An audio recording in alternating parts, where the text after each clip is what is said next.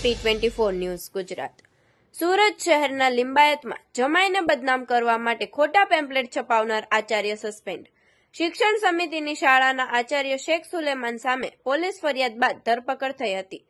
થોડા દિવસ અગાઉ લિંબાયતમાં ધાર્મિક લાગણી દુભાવતા પેમ્પલેટ ફરતા થયા હતા, જેમાં લિંબાયતની શિક્ષણ સમિતિની શાળાના આચાર્યએ જ જમાઈને બદનામ કરવા માટે પેમ્પલેટ ફરતા કર્યા હતા।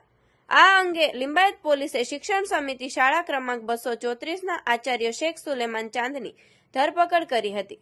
આ મામલે ભારતીય ગૌરક્ષા મંચ દ્વારા આચાર્યને સસ્પેન્ડ કરવા માટે શિક્ષણ સમિતિને આવેદનપત્ર આપી ભલામણ કરી હતી, જેમાં આચાર્ય કક્ષાની વ્યક્તિ દ્વારા સમાજમાં વમનસ્ય ફેલાવાયું છે।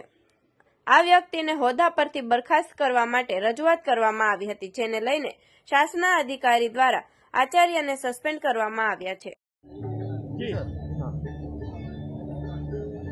શિક્ષણ સમિતિના આચાર્ય એવા 234ના આચાર્ય સુલેમાન શેખ ચાંદ કે જેમને હિન્દુ વિરુદ્ધ પત્રિકા છપાવી હતી અને તે પણ શાળાના કોમ્પ્યુટર દ્વારા એ છાપવામાં આવી હતી અને એના અંગે હિન્દુ સંગઠનો દ્વારા જે ફરિયાદ કરવામાં આવી હતી એની તપાસ કરીને લિંબાયત પોલીસ સ્ટેશનમાં એમના વિરુદ્ધ FRI દાખલ થઈ હતી અને ત્યારબાદ એમને જેલ કસ્ટડીમાં મૂકવામાં આવ્યા હતા અને શિક્ષણ સમિતિના નિયમ મુજબ કોઈપણ આચાર્ય કે શિક્ષક 48 કલાકથી વધારે કસ્ટડીમાં રહ્યા હોય તો એને સસ્પેન્ડ કરવાના થાય છે અને આના કારણે એ 72 કલાક કસ્ટડીમાં રહ્યા હતા તો એમને શિક્ષણ સમિતિ દ્વારા સસ્પેન્ડ આવા અવનવા સમાચાર જોવા માટે જોતા રહો P24 ન્યૂઝ ગુજરાત।